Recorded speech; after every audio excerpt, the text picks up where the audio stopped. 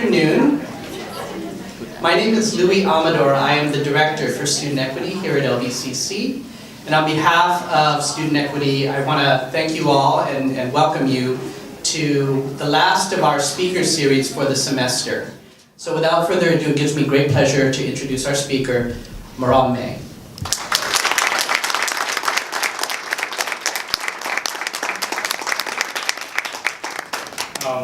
Again, thank you, Louis, for the lovely introduction. Wow, finally I get to use what I learned from Speech 101 10 years ago. So when you think you'll never use it, trust me, you will. So good afternoon.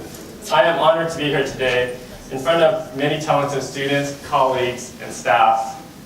Also, I'd like to give a big thank you to LBCC Student Equity Initiative Committee for allowing me the opportunity to share my adventures as a student. Also, at the end of my presentation, I would like to perform a ritual dance. It's a dance before a competition that we do. In Thai, it is called the Wai Kru or Ramui, and in Khmer is the language of Cambodia. It is called Gun Kru or Twai Gun Kru. And it's a traditional dance before we fight to pay homage to our instructor and to gather the fighting spirit in competition. And also share the basic fighting style of Southeast Asia from Thailand and Cambodia. I also have a special guest. He's originally from England. He's my personal coach, my trainer, who gets me ready for competition. He's given his generous time. His name is Aaron Malacheski from Huntington Beach. And also we have a member from Long Beach United Boxing Club, where I currently teach down on 4th Street and 4th and Cherry Avenue. Her name is Kim Cunningham. So after the presentation, we will show you a bit of kickboxing cool moves. Yeah, and also about kickboxing, the art that I do it's not very fancy like you see in the movies. This is a competition. If you've seen kickboxing, you understand what I'm talking about. So without further ado, first I would like to focus on being a student at Long Beach City College and how it prepared me for the life I live now. So there are 5 guidelines I want to share personally of my own, how to be a successful student. So rule number 1 is to believe in yourself. Wake up in the morning and think positive. And trust me, negative thoughts won't give you any fighting chance. Here's a picture of my nephew at 5 years old, waking up in the morning, feeling like a champion. And I actually had to force him to get out of bed because he wanted to play a game and be on his phone. So, number 2, eat healthy, get appropriate hours of sleep, laugh, and exercise. 3, join clubs, play sports, fall in love with music, literature, foreign language, and cultural arts. And also join clubs will help you meet people with similar and common goals to pursue the dream that you want.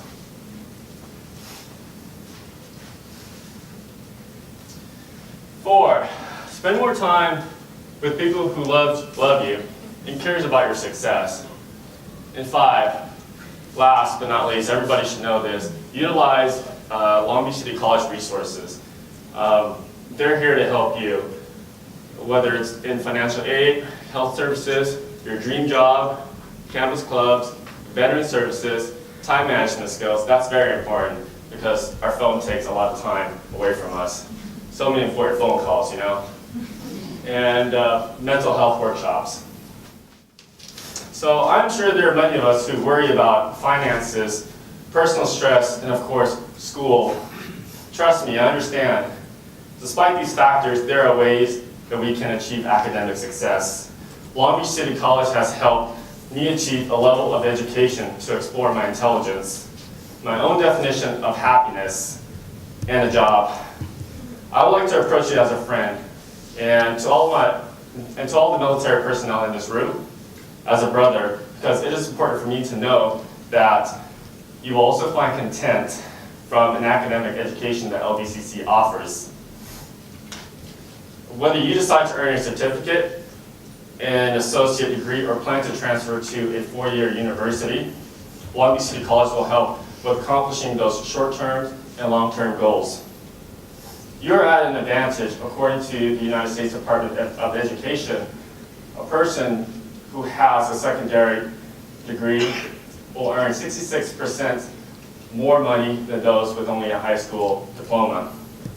I believe we are the backbone of our economy towards a healthy democracy so that people can live or have a better quality of life. So I have here photos of some of my travels. Applying knowledge and adapting in foreign lands. I enjoy seeing new things, different cultures, learning new foods and trying different foods. And first picture is in Cambodia, second picture is in the Loire Valley, France, and Budapest, Hungary. Thanks to the military for paying for all that too. Yeah. My favorite courses have always been in humanities and social sciences. Taking classes such as history, political science, psychology, sociology, and anthropology facilitated my understanding of human patterns, and some would argue human nature. I enjoy traveling and meeting people with an unbiased perception despite cultural differences. Those classes aided my connection with people, more importantly, my parents and their Cambodian heritage. My parents were refugees who survived the brutality of the communist Khmer Rouge regime, which took power in 1975 to 1979. They were in their late 20s when the United States Embassy and the United States military withdrew from Cambodia and discontinued fighting communism in Vietnam. Cambodia was left alone, cut off from the civilized world, plunged into a Cold War for 4 years. 1 out of 4 of us in this room would have been killed. Those who spoke a second language, who had light skin, wore glasses, had an education, especially if you were a supporter of the United States government, you were considered enemy of the state. Slave labor, starvation, murder, and death were sentences to those who fit the latter profiles. This was genocide. Fortunately, my parents were able to escape to a refugee camp in Thailand, where they had their firstborn in 1980. In early 1983, they moved to the Philippines in Marom, a refugee processing center in Bataan province. I came out into this beautiful world on March 13th of that year. I don't know how that happened. I'm here. Fate had saved me by a couple of years. After my birth, I came to America at 1 year old. I wouldn't know any other life than being an American. As a result, the war had created a catastrophe throughout the former French Indochina Peninsula. Most Cambodians resettled in Long Beach, California since the 1980s. This situation led to another dilemma that I painfully endured and witnessed. My father was suspected of suffering from post-traumatic stress disorder from the war. Many kids talk about being afraid of ghosts in their rooms or in their closets, or a monster underneath the bed. My evil was my very own father. He was an alcoholic, abused my mother with great joy. We were also lucky to feel the blunt force of his fist, an open-hand policy. You may be surprised or shocked, but this was seemingly normal in the Cambodian community because silence had kept them alive for such a long time under the oppression of a deadly government.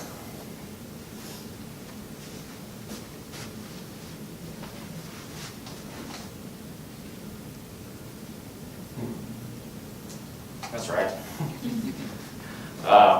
I grew up in the heart of Long Beach, Cambodia town.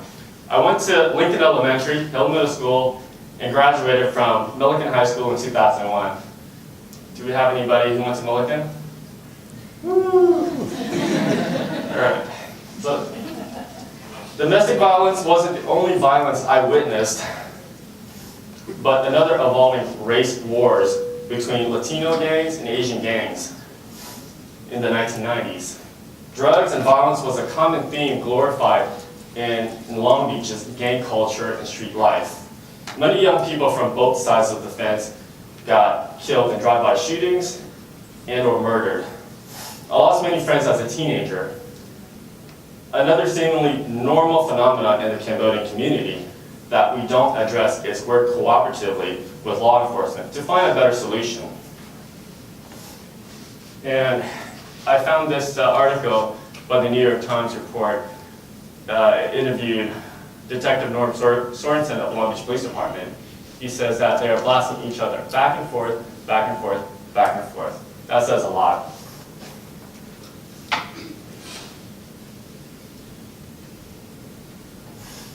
Amongst the chaos, my father did one thing right that prevented me from joining the street life.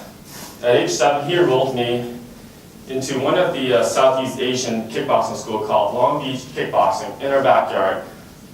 Owner who runs the place is Omri Van. And that gym also rivaled the North Hollywood Muay Thai Academy at the time.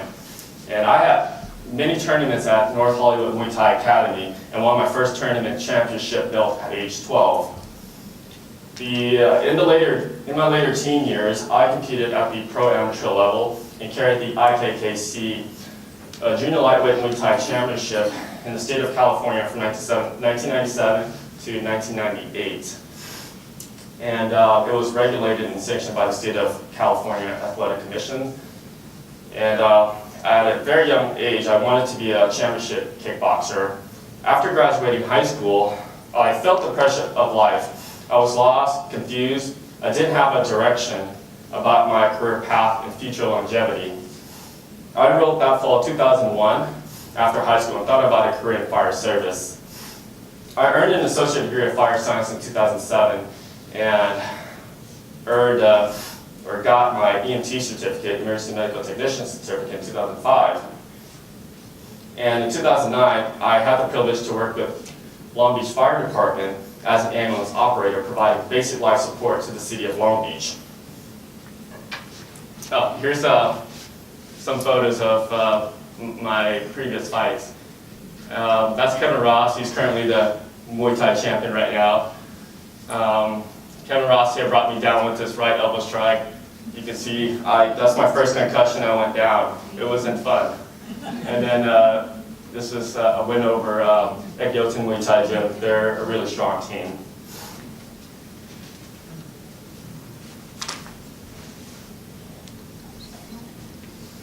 A year later in 2010, I felt the passion to join the military in the United States Army Reserve. It was a personal duty, a calling, a special thing I cannot fully explain. I had the privilege of deploying to Kabul, Afghanistan for Operation Enduring Freedom 2013-2014 with the 56th Military Police Company out of Mesa, Arizona. Our unit's mission was to provide force protection at Camp Phoenix in Kabul, Afghanistan.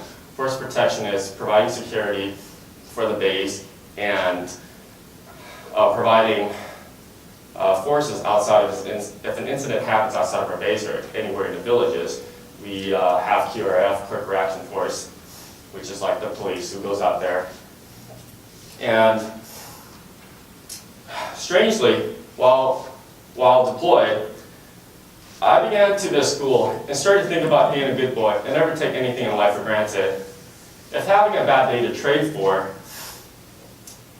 I would think about studying at Long Beach City College again and earning my bachelor's degree. Deployment indeed gave me an extra lesson in life about the privileges I have in America. Oh, another photo, another slide. So that's us going home. One of the happiest days of my life with my sergeants and team leaders. This is our Afghan interpreter, and this is how we look when we're in full battle rattle with our primary weapon, and a sidearm and our full vest, and we're loaded with ammunitions. 30-round magazines. I have about 8 of those. You know, some people put 6, but I like to go, you know, full happy. All right, so after applying knowledge gained from time studying and from life experience is immeasurable. Just a couple of months before deployment, I volunteered with a nonprofit organization based out of Long Beach, California, called the Cambodian Health Professional Association of America. February 2013, we did a medical mission to Cambodia. The organization consists of all volunteering doctors, nurses, health professionals, healthcare teams, and human services from all walks of life. I would like to share one last story I saved for the end of this presentation. The medical mission set out to provide free medical care, some surgeries, OBGYN, birth deliveries, and dental services to the most disadvantaged Cambodian villages far outside of the big cities. The main medical operation was based out of the capital city, Phnom Penh, or colloquially in English is Phnom Penh, or for those who like to message or text, they just put PP down. If you're in Cambodia, you say, hey, I'm in PP. So we know that you're in Phnom Penh. All right? In Cambodia, of course. So it was a long afternoon that day at one of the satellite mobile clinics we had set up. Around 1,500 hours, a mother carrying her young teenage child could be seen at a distance, crying helplessly, running towards the gate of the clinic when we were just about to close. I didn't know exactly what was happening at the time, but our professional team of doctors and nurses rushed towards the scene. They put the child on a dilapidated metal gurney and moved her behind a building away from the crowd. In later details, we found out that she had taken rat poison for suicide because her father just had abused her that day. The medical team hurried to perform a nasogastric tube procedure, establish an intravenous line, and other treatments to counter the effects of rat poisoning. After they had stabilized her, I attended as an EMT in a broken ambulance that had no oxygen therapy for her on our way to the hospital site, the main hospital site, the site that the mission was operating out of. When we arrived, it was a sad reality that no one wanted to attend to her due to the lack of hospital staff, or possibly she had no money. The organization paid for her medical expenses and did all that they could to stabilize her. It was not our jurisdiction whether any further of care would be followed after the medical mission leaves. We only hope that she received the appropriate mental health care, especially after attempting suicide. So I have a short 4 minutes video clip of my experience with the girl at the hospital, surrounded by doctors, nurses, and this is to show you the reality that we deal with in other country, and is it our responsibility as a free world, as an educated society and a democracy to help other countries. So give that a thought.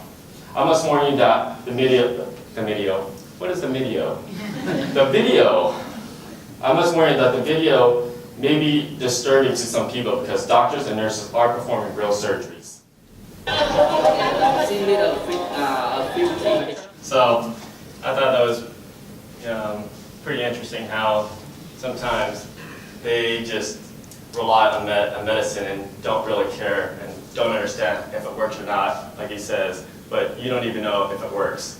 So that's how in dire need that people are in other countries versus where we're living at. And overall, I've lived out most of my passions to be an EMT, a kickboxer, a soldier, and a student on my way to a bachelor's degree in radiological technology at Cal State Dominguez Hills. Long Beach City College is an amazing institution. Let me say that again. Long Beach City College is an amazing institution that provided me with the tools and experience needed in a competitive job market. I challenge you to apply every knowledge, skills, trade, and that bit of talent you possess, share it with your community, share it with the world. I thank you very much for your time, and Merry Christmas, Happy New Year's, Happy Holidays.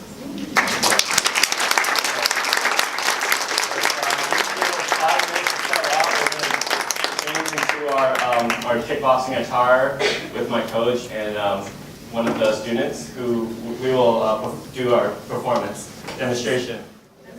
So the first music that we're going to play, it's a traditional fight music. This is the ritual dance, the Twai Kru in Khmer and Twai Kun Kru in Khmer and a Wai Kru in Thai language. And I'll have my coach here explain what we're doing. Yes, I'll explain and then we'll do the music. Yes. Hello everyone. Hello. Nice to meet you. Okay, so what we're going to perform is a Wai Kru and my Twai Kru, and usually predominantly before every bout, or absolutely before every bout in Thailand and Cambodia, you perform this dance, and the dance can be religious depending on the individual. If you're praying to your God or whoever you believe in, basically it's to give you strength. It's to give you strength and give you a belief that you can go and perform this competition with some other person and come out alive or come out without, you know, a huge amount of damage. It's also used as a stretching exercise. It's deeply traditional. There's a lot of things that are passed down by gym owners and gym coaches to the students. So every gym has its own version or its own style of ritual dance. This is a traditional headband. It's called a monghon, and this is worn, and usually it contains some kind of amulet, again for protection or for a belief system. Back in the day, a lot of people were very superstitious about different things, and technologies, you know, kind of changed that a little bit. But the tradition is people still need a belief system. Usually the amulet was contained interwoven into the monghon that was worn upon the head, which you'll see in a second. And the second pieces are called a prajit, which is worn along the arm. Again, contains some kind of amulet or some form of, I don't know, maybe some, you know, something that's very true to you. So again, just to give you some belief in and strength and power and getting through that fight and coming out victorious, or, you know, with the least amount of damage as possible. Okay, hope that's enlightened a little bit more about Muay Thai for you. And the music again goes along with the dance, and it's very ritualistic and very tempo based. And again, stylistically, it's all down to the individual. All right, thank you.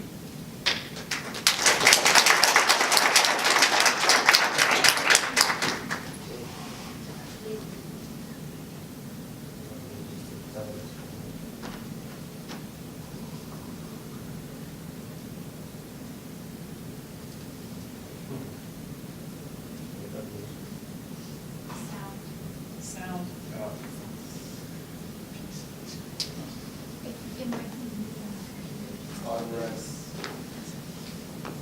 What's that?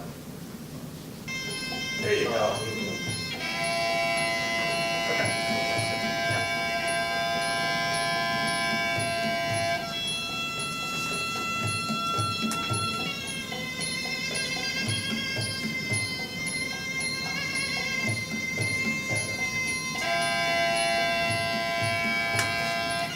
Pretty much what goes on in the locker room when we're getting ready for fights.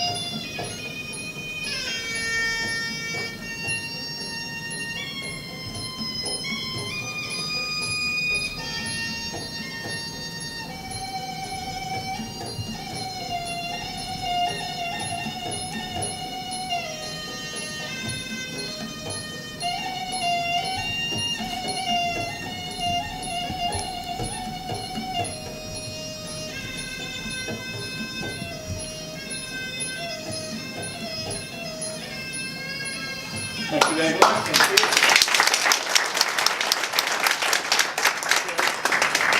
This is basic drills that we do at our kickboxing club. This is one of our members, Kim.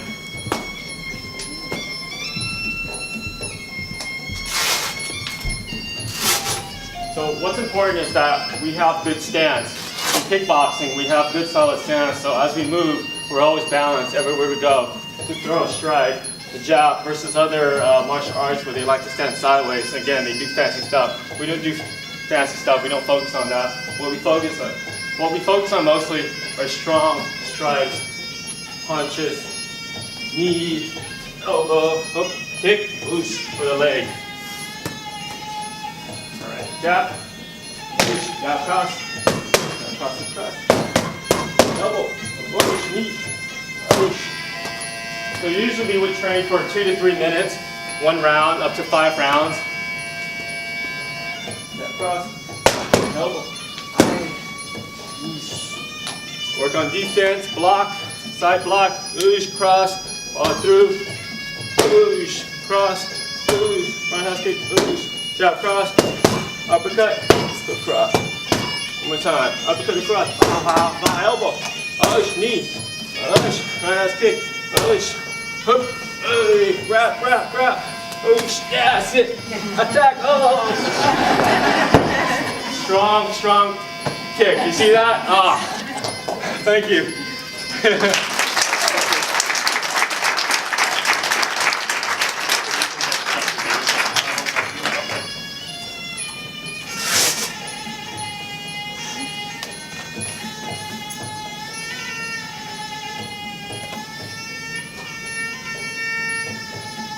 So actually we're done with the ritual music, the dance, and this is the fighting round. This is how it would sound like. It's a little bit more upbeat. And the style is to fight with the beat. You worked on it. Yeah. All right.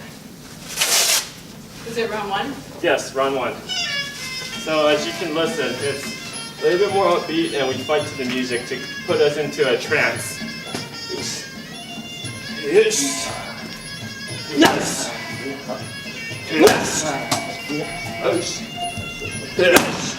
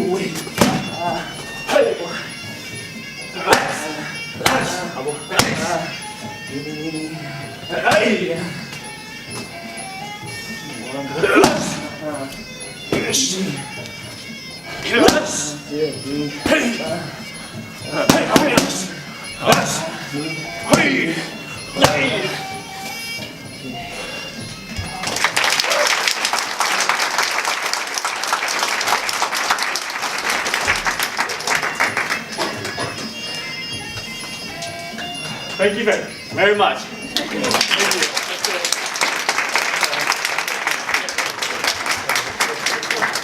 I hope you enjoy the rest of the afternoon, and thank you for being here.